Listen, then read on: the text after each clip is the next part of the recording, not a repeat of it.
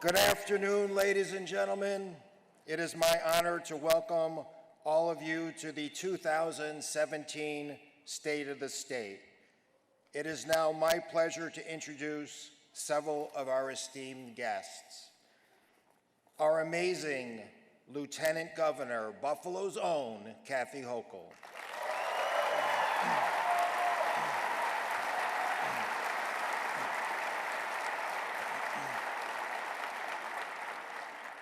Mark Polenkar's Erie County Executive.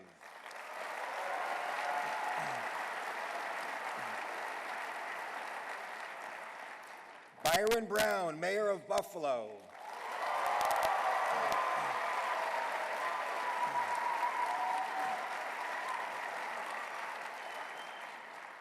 Paul Deister, Mayor of Niagara Falls.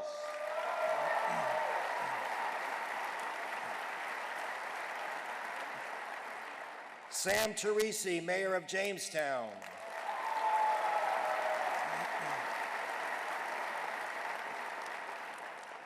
Lovely Warren, Mayor of Rochester.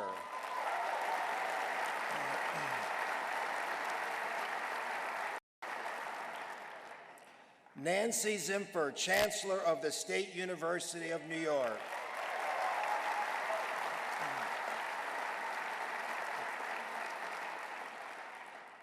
UB Zone, Satish Tripathi, President.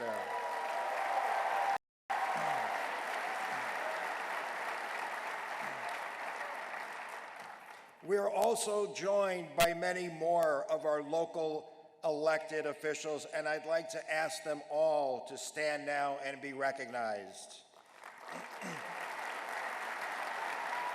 Also, our brothers and sisters in labor.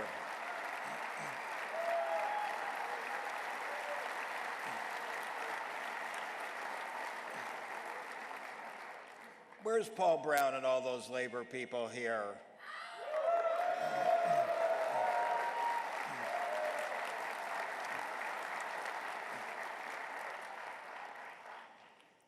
I'd now like to welcome Reverend Mark Blue of the Second Baptist Church in Lackawanna, who will deliver our invocation.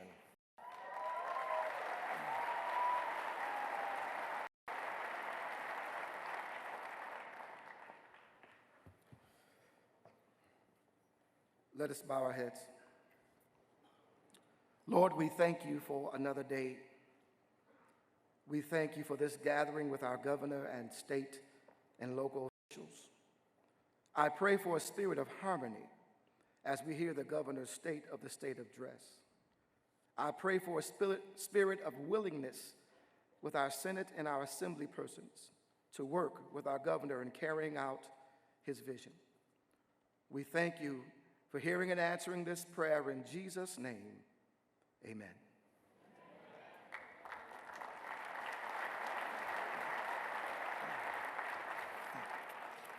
Thank you so much, Reverend. Now I would ask that everyone please rise as we welcome the New York National Guard and the students from Buffalo Academy for Visual and Performing Arts. I ask that you remain standing for the Pledge of Allegiance, which will be led by First Lieutenant Martin Hanley, and our national anthem by the students.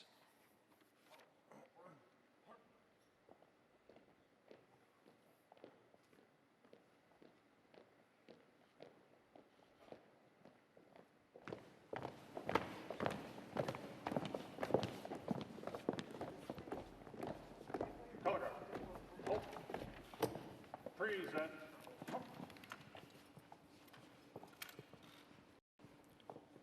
I pledge allegiance to the flag of the United States of America and to the republic for which it stands, one nation, under God, indivisible, with liberty and justice for all.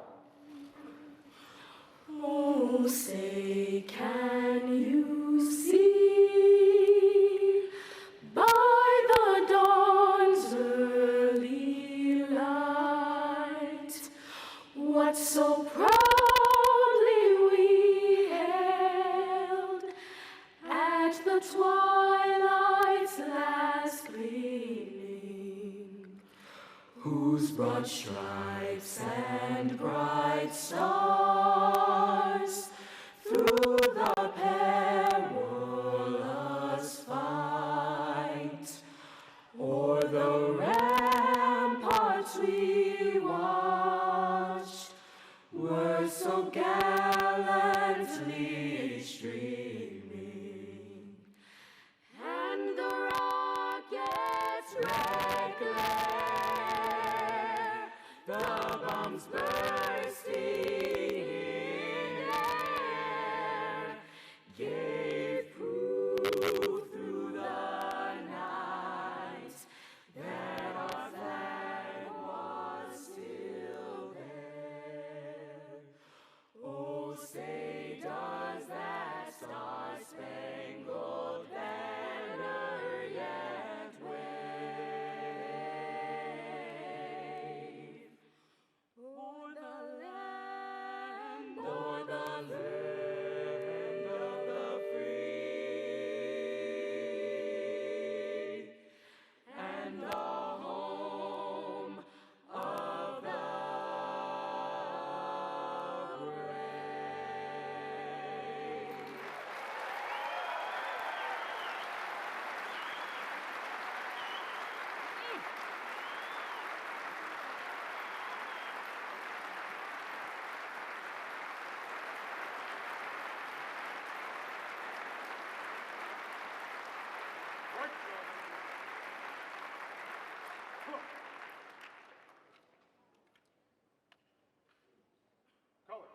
Colors turn.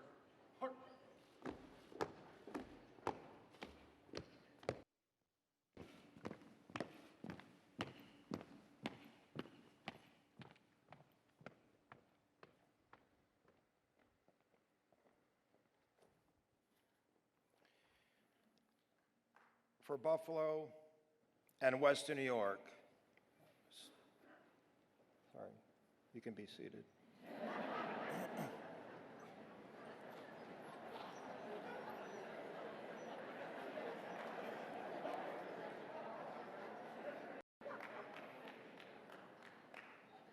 I've never had that much respect shown to me in 58 years.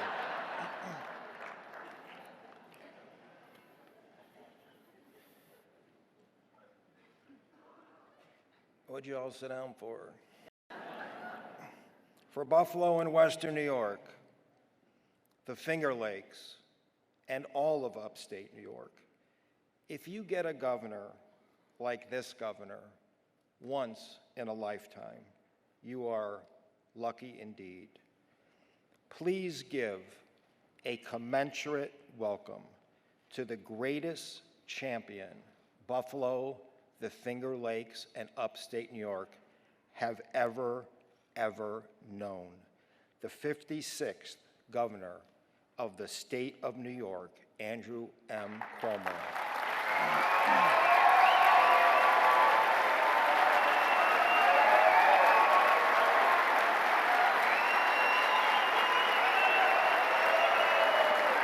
Thank you. Thank you. Thank you. Thank you very much. Thank you. Thank you. Thank you. Thank you very much. Thank you. Well, it is great to be at UB. And let's give Satish Tripathi and Nancy Zimfer a big round of applause for their great work.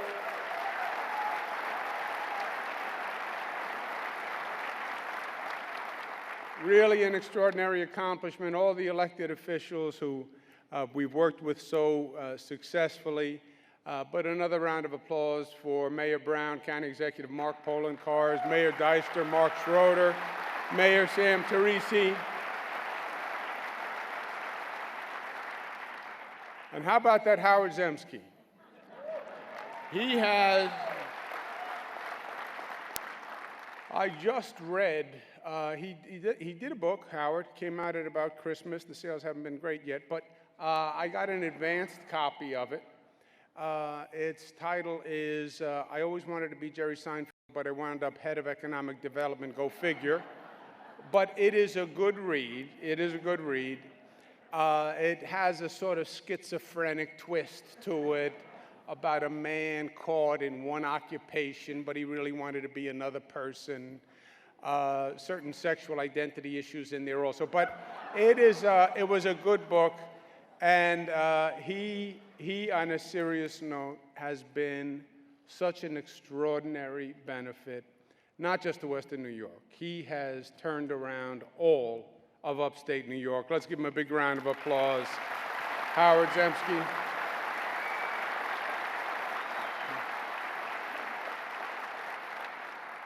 And I am so excited to be here and to talk about the new year, the state of the state, which we've been talking about for the past few days now. What is the state of the state this January 9th? Well, it is stronger than it has been in decades, and nobody knows that better than you in Buffalo know that. We've made remarkable economic and social progress all across the board.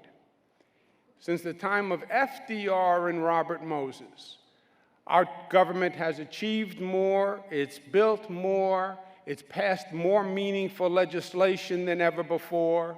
It really has been an extraordinary 6 years in terms of progress, especially when you compare it to the preceding decades of stagnation. Statewide, the unemployment went from 8.4% to 5.1% today.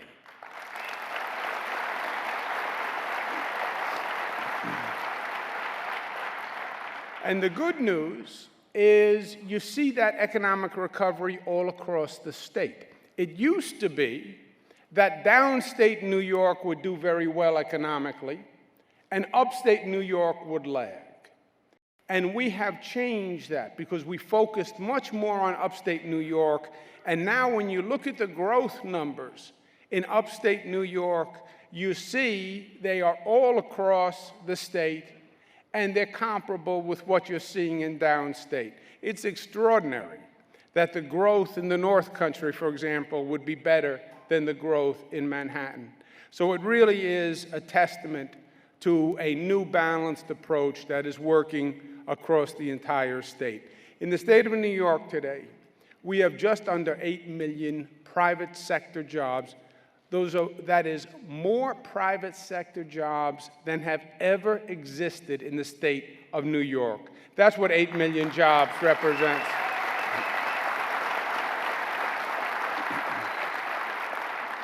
Western New York, 23,900 new jobs since 2010. So we are making dramatic progress, but the progress didn't just happen. We took dramatic action 6 years ago. We really headed in a much different course.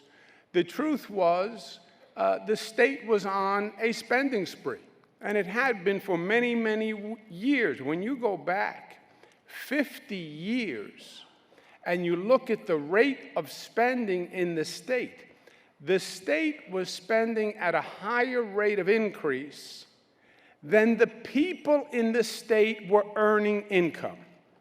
All right? Just think about that for a second. Literally, the government was spending more than its people were earning. And that's why there was that constant feeling that government was taking more and more of your paycheck. You know why? Because government was taking more and more of your paycheck. And what we did fundamentally was we got the spending of the state under control. And during the times going back to Governor Rockefeller, the state spent about 11% more every year. Governor Carey, 7.9. My father, 6.9. George Pataki, Republican conservative, was elected to correct the spending of Mario Cuomo, Democratic liberal. The difference was 1.7. We have brought the spending for 6 years down to 1.4%.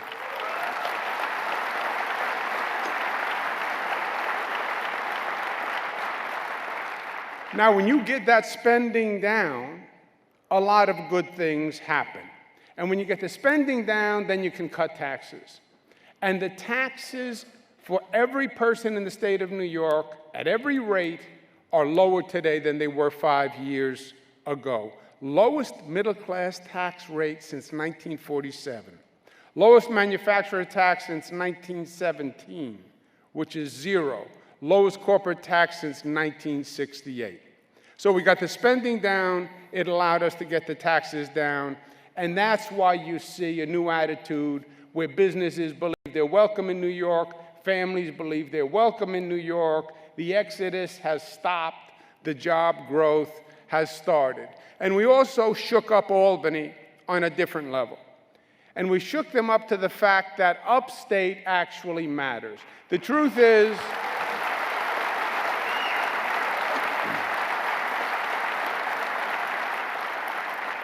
the legislature in Albany all too often focuses too much on downstate.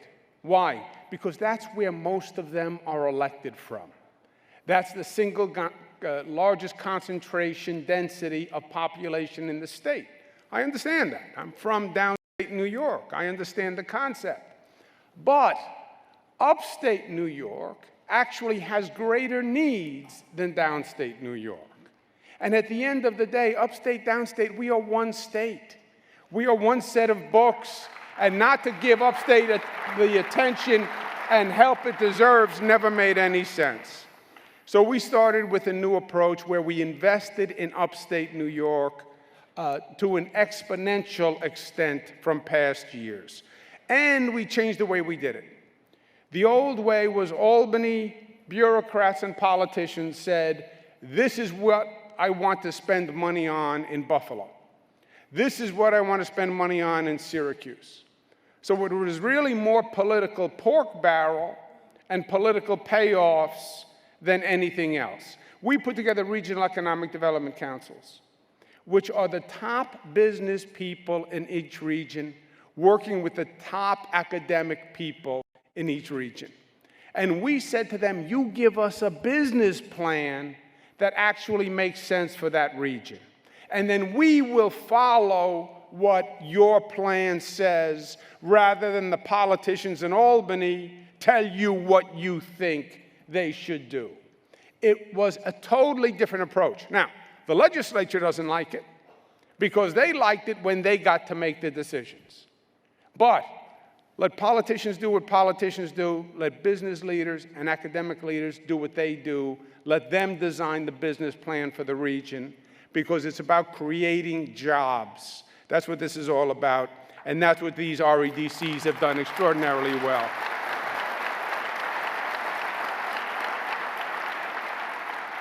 And it is working. We have invested $4.6 billion in these regional economic development councils. We've created 210,000 jobs. And in Western New York, we made a special commitment. Why? Western New York, I believe we had a commitment to make up for years of abandonment and years of inaction. You know,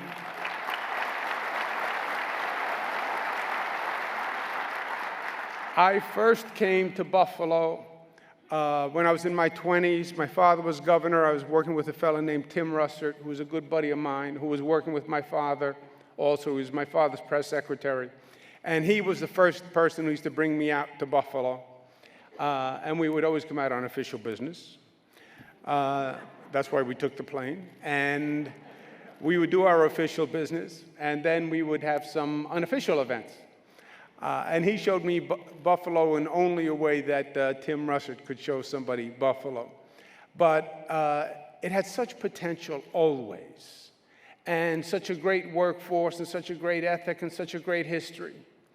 And it got caught in an economic transition, and really the state government was never there to help.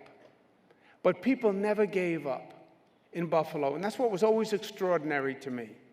I mean, the economic transition has been going on since the 50s, the 60s, 70s, 80s, 90s, and people never gave up. They stayed because they believed in Buffalo. And when I became governor, I committed myself to making a difference and making up for the lack of state energy and state investment in Buffalo. And we did, and that's what the Buffalo Billion was all about. It was $1 billion. Why $1 billion? $1 billion to say to people, this is not just another plan. And I'm not just another politician with another plan, because you've heard a lot of politicians with a lot of plans over a lot of years. And over 30, 40 years of decline. Every time a new mayor, every time a new county executive, every time a new governor was elected, he came and said, I'm going to help Buffalo. Really, believe me, I'm going to help Buffalo. Yeah, and you had your heart broken once, and you had your heart broken twice, and you had your heart broken 3 times. And it was hard to believe again. So I said we needed something to really capture people's attention, because they have to believe that it's going to work if it's going to work. So we said the Buffalo Billion. Ooh, not only did it rhyme, billion is a serious number. And it got people's attention. And it gave us that little opening where people opened their heart and they opened their mind to say, you know what, maybe this is different. And then we went to work. Once that you had that window of potential and that window of hope. And the progress has been amazing. If anyone said to you 5 years ago, we would have the growth that we had today, I would have said to them, you're being way overly optimistic, it's impossible. You can't reverse 50 years of economic decline in 5 years. It's not going to happen. You can't do it that fast. But we did. Highest wage growth in Buffalo in 36 years, nearly 4 decades.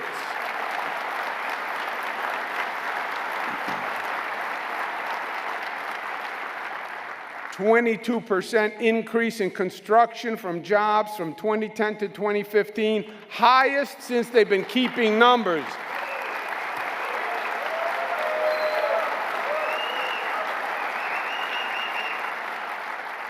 Home sales up 11%.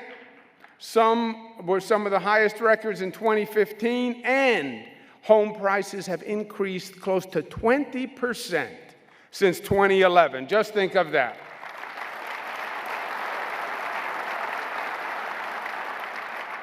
The state has spent $150 million to promote tourism, which sounds like a lot of money, and it is, but it is paying dividends. Our tourism spending is now up to $102 billion in economic impact.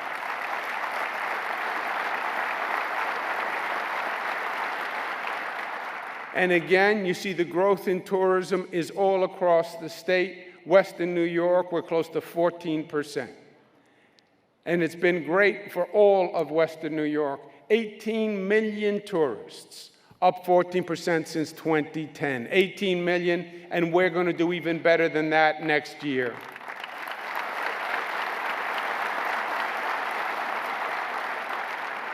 $2.8 billion, more than 57,000 jobs, up 11%.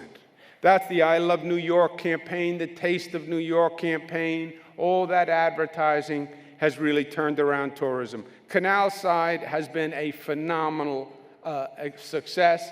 People are now coming from all across the country to study Canal Side for the great success that it is. 10 times as many visitors since 2010. We have companies coming to Buffalo that would have been unimaginable a few years ago. If I told you Tesla was coming and Panasonic was coming, you would have said it's too good to be true, but they're here. Millennials are coming back after so many years of seeing young people leave, after so many years of seeing that same scene at the airport with sons leaving and daughters leaving to follow jobs that were somewhere else. Now it's actually reversed, and young people are coming back to Buffalo, and they want to live in the city and they want to live in that social environment. New hotels in Niagara Falls. Who would have believed?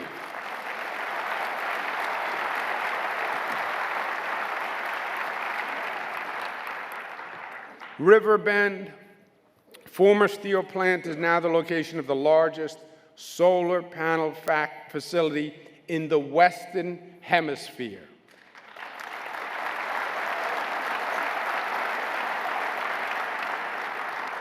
43 North has been a national innovation in entrepreneurism. Buffalo Billion is working. On every level, it's working. You look at the numbers, you look at the experience, it's working. And since we've made so much progress in such a short period of time, the real question is, where do we go from here? Because the dramatic success that was unimaginable only speaks to the potential that we actually have. Now, we know what one thing we have to do. We have to continue to focus on the economy, and we especially have to focus on the economy for the middle class and working class. They have been especially hard hit, not just in Buffalo, but all across this country. And that has to be our focus.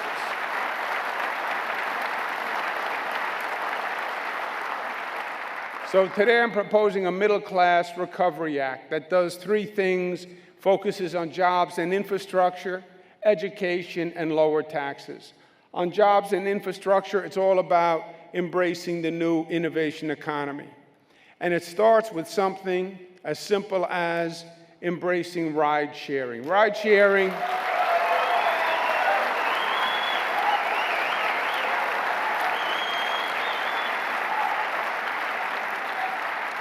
Ride-sharing is creating thousands of jobs, it's promoting safety for passengers, it's making transportation less expensive, it's helpful for people who go out and may have a few drinks, it's actually safer for from a drunk driving point of view. It makes total sense. However, it's not allowed in upstate New York, because it requires a vote of the legislature. But meanwhile, it is allowed in downstate New York. This is one of those examples, my friends, where it is a just and unfair duality. If it makes sense for downstate, it makes sense for upstate.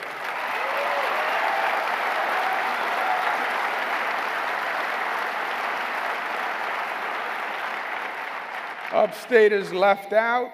It's thousands of jobs, it's more tourism, it's cost savings, it's unfair to leave out upstate, because remember, upstate matters, and that's what I want you to tell your legislators when they come home.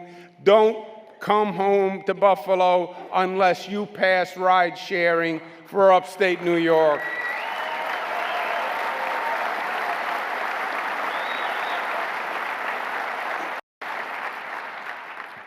To drive the economy, we need to invest in infrastructure.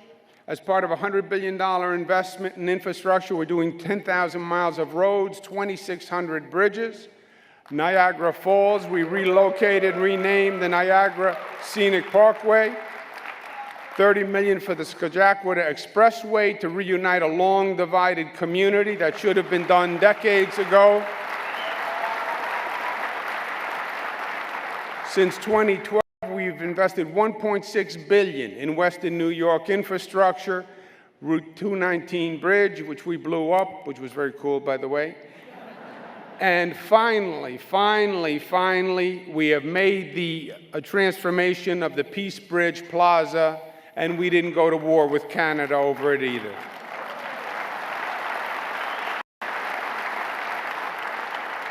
The next step in infrastructure is going to be protecting our water system. We have two problems on the water system. We have an old infrastructure, and there are actually health hazards in our water system because we did a lot of manufacturing for a lot of years. There are a lot of toxins in the earth which wind up in the groundwater, which have to be filtered, especially for young children. They're at risk.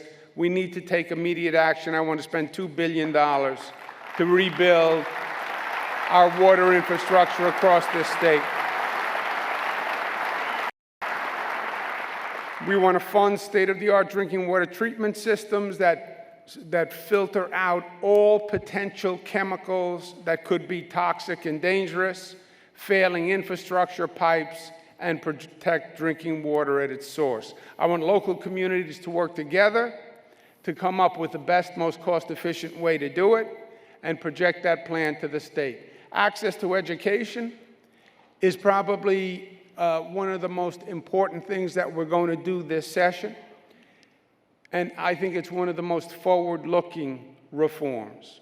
A generation ago, all you needed was a high school diploma.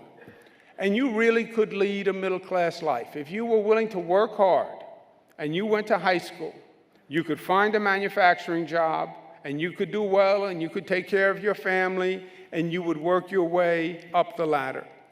That is not true anymore. 3.5 million jobs will require college by 2024. You need a college education to compete for most middle-class jobs.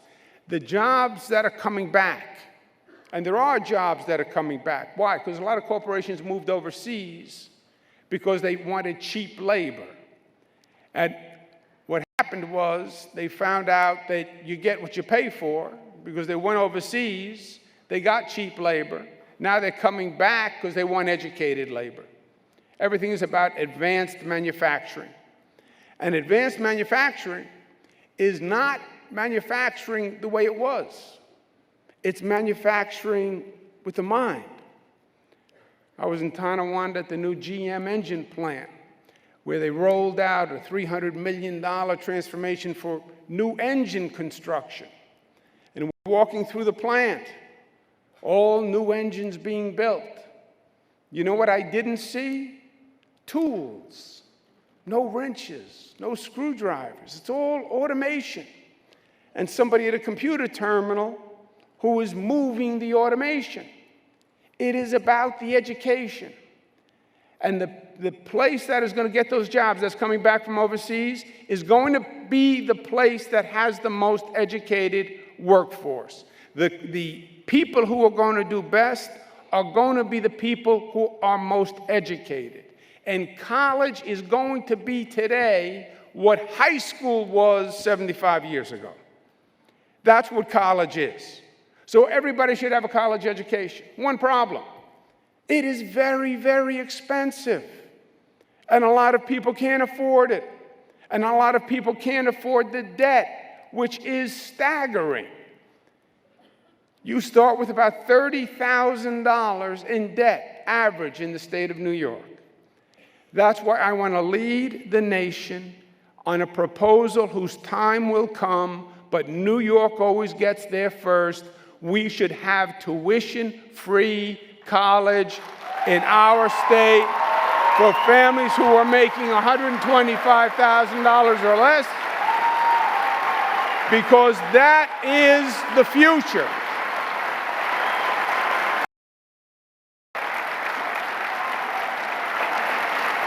The way we pay for high school, we should say the day has come that we will now pay for college.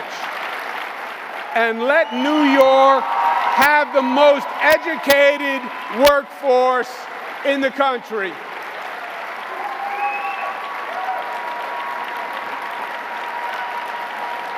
Thank you. Thank you.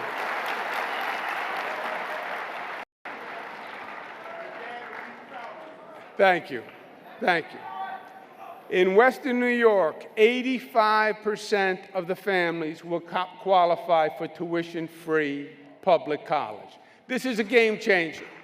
This will say to every child in every home, I have the hope to go to college. I have the hope to go to college. Doesn't matter that mom and dad can't pay. Doesn't matter that I come from a poor place. I can go to college. And if I can go to college, I can be a success.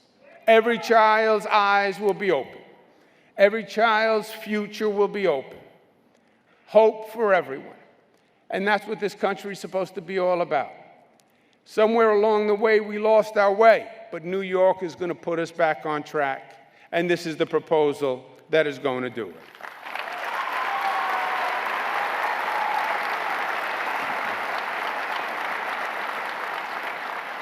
At the same time, we're going to lower taxes. We're going to focus once again on property taxes. Why? Median income tax for the state of New York for most people is $1,800. property tax is $4,700. 2.5 times what you pay to the state. You're upset about paying taxes? Don't be upset at me. 2.5 times is local property taxes. We pay some of the highest property taxes in the United States of America. And Westchester, Nassau, Suffolk, in dollar amount, pay the highest, but as a percentage of home value, upstate New York pays the highest. Property taxes have to come down. Well, that's just you, Andrew Cuomo. No, it's not. It's also another fellow named FDR, who said the increase in real estate taxes is due wholly to the increase in the cost of local and not state government. These taxes on real estate are too high. Local government has, in many communities, become guilty of great waste and duplication. That, my friends, is what we're going to attack, and that is what we're going to have to change. We passed the 2% property tax cap a few years ago. That has worked great because it capped the growth of property taxes to 2%. They were going up 7, 8, 9%. It saved homeowners $16 billion, $1.36 billion in Western New York. Typical homeowner has saved $2,100 from the property tax cap. But we want to go a step further. And we want to have local governments work together to find the efficiencies that you have had to find in your house, and I have had to find in my house, and every family has had to find in their household budget and income. It's time government is as responsible with your money as the families of New York have to be. And we're going to make that happen this year. I also propose further relief in a middle-class child care tax credit. More than 200,000 families will see their tax benefits more than double on average.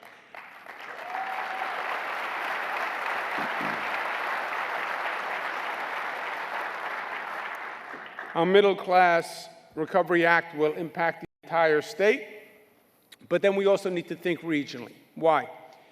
Because the old approach to economic development was it looked at the entire state, and you had one economic development plan for the whole state. We realized you don't really have one economy in New York State. New York State is very different. Long Island is different than the North Country, and the North Country is different than Western New York.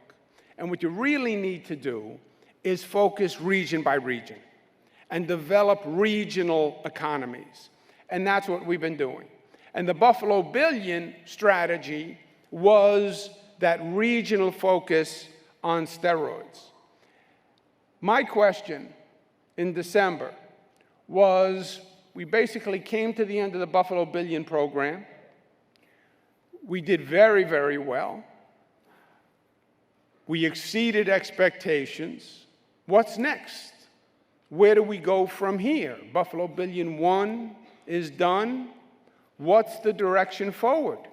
And it was in December, and I was looking for inspiration, and I was looking for answers, and I didn't know where to go. So to find the answer, I went to the three wise men. I went first to Commissioner Howard Zemsky and Mayor Byron Brown and County Executive Mark Poloncarz. And I said to them, please, wise men, tell me, where is the future of Western New York? And what do we do after Buffalo Billion 1, and how do we continue the growth? And their answer was, as the good book says, we look to the east for help. I said, thank you very much. I needed that. But it puts it back on me. So then I went to find two other men. And I said, oh, I'm sorry, Commissioner Howard Zemsky also added another pithy comment, which is pass Uber so I can get off this camel.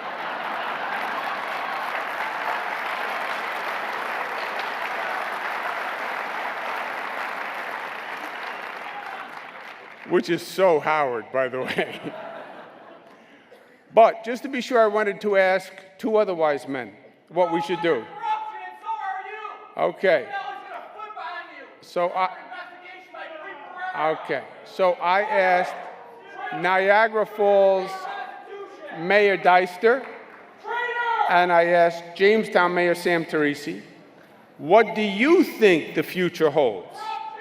And they say, look to the north and look to the south because we need help too.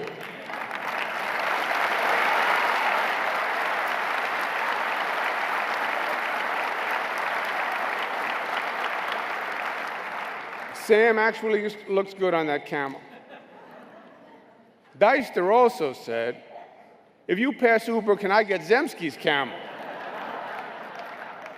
Because Zemsky has a good-looking camel.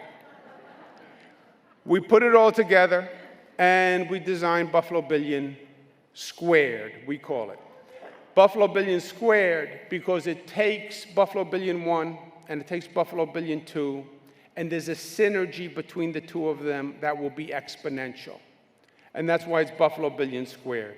The principles of it are going to be to build on Western New York's Renaissance, what you've accomplished already, help more small businesses and downtown areas strategically invest in regional industries. First proposal, grow tourism. It is a growth industry for us. It is working great. You saw that in the numbers. We're going to open a tourism visitor center on Grand Island. We opened one in Long Island. It is working great. And we're going to open one on Grand Island.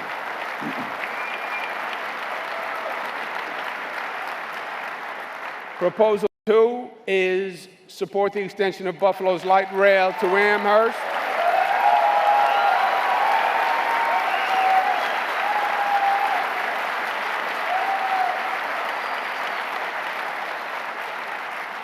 Which will directly connect to tens of thousands of jobs. The light rail's extension to the DL&W Railroad Terminal will spur development and reinvigorate the cobblestone district.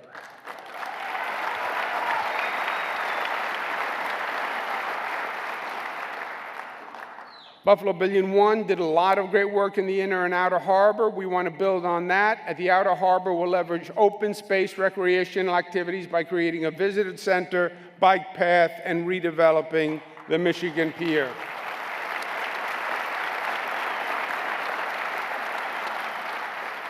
We will establish the Buffalo Blue Way to increase waterfront access by building 18 new docks, boat launches, and establishing guides for visitors.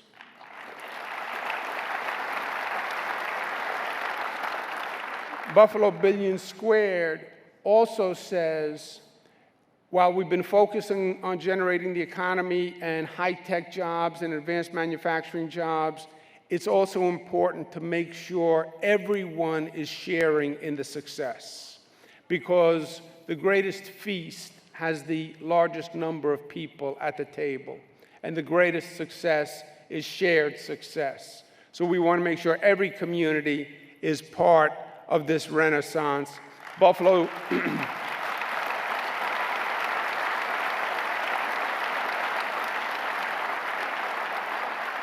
To revitalize Buffalo's east side, we'll establish commercial corridors and underutilized land to promote new community growth. We'll move the Buffalo Manufacturing Works to Buffalo's east side, which will bring jobs to the east side. We will invest $10 million to clean up the zombie property issue and homesteading, to revive and reinvent blighted areas on the east side and in Cheektowaga. Mark Polenkars has been talking for a long time about the Bethlehem Steel site will transform 1,000 acres into a new industrial park for advanced manufacturing, so we'll start to reuse that land. $10 million for a workforce development plan to support job growth and ensure that we have the workforce that can meet the jobs that we're creating.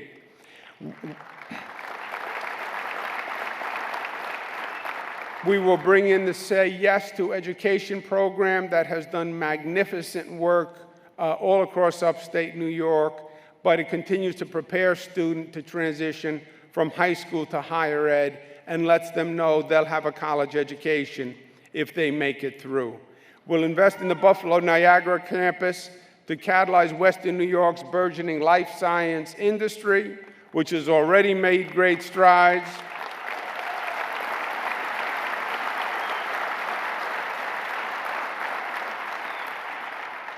We'll acquire underutilized property in downtown Niagara Falls so we can free up that land that has been locked up for too long and actually have productive commercial activity developed on it that brings economic growth.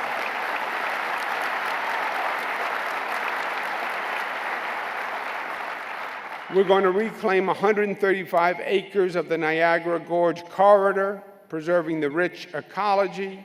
It'll be the largest expansion of green space since the days of Olmsted.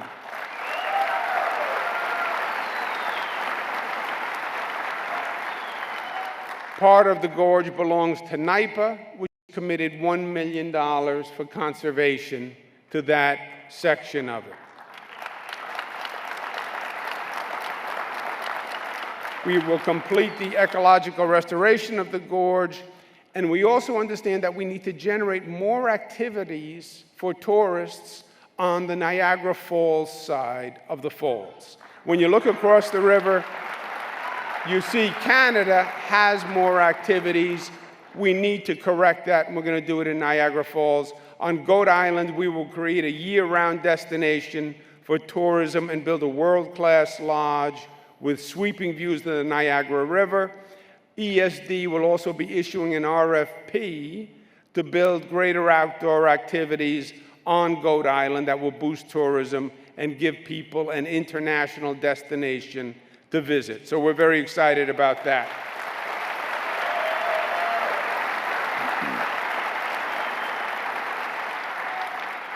In Jamestown, we're going to leverage the cultural history, and we will invest $5 million to close the gap on the Lucille Ball Comedy Center. We think it's going to be a great tourist attraction. We want to be part of it.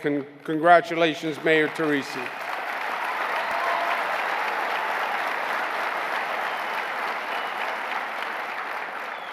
We will also provide $2.5 million to help the city of Jamestown regain its economic stability. We'll be doing that also as part of this plan.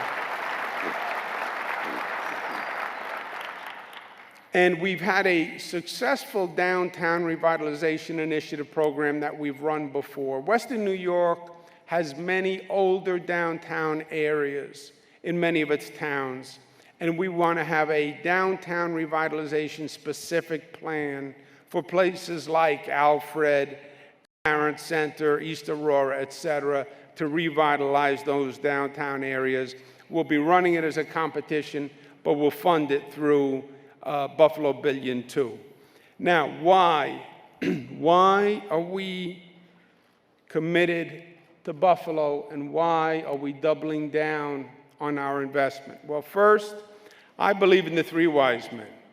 They have done a really extraordinary job for all of us. I also believe in the other two wise men. I believe in the leadership of Buffalo. I believe in Buffalo's growth, and I believe in Buffalo's potential.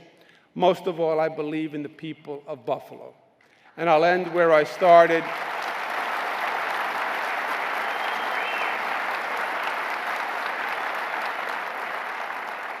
Since I was coming here as a young man, the strength of the people of Buffalo, the loyalty, the intelligence, the determination, the values, the family values, the work values, the education values, the ethic, has been so impressive to me. And the way that you have responded and the resilience that you have shown when the state came with this investment, you made this happen. You made this happen. It wasn't me, it wasn't Howard Zemsky, it wasn't Byron Brown, it wasn't Mark Poloncarz. The people of Buffalo and their love of Buffalo and Jamestown and Niagara Falls, their commitment to Western New York, where they said, I'm not giving up, and we're not going to fail. This is my home. This is the Queen City, and she's coming back, and we're not stopping until she does. That commitment, that energy, that force is what I believe in. And that's each and every person in this room. And you have proven it over and over again.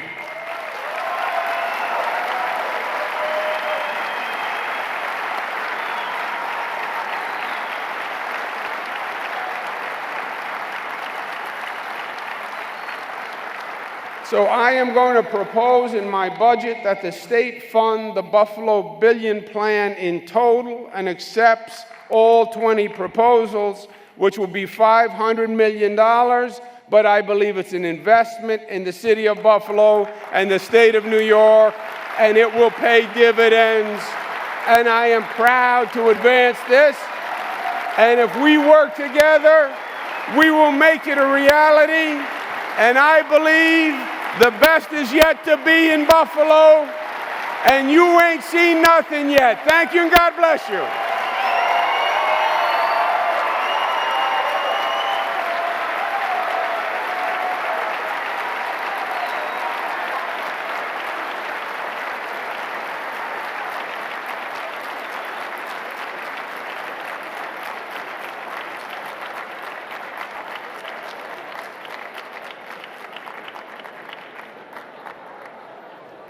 Ladies and gentlemen, thank you so much for attending Governor Cuomo's State of the State. Have a safe drive home.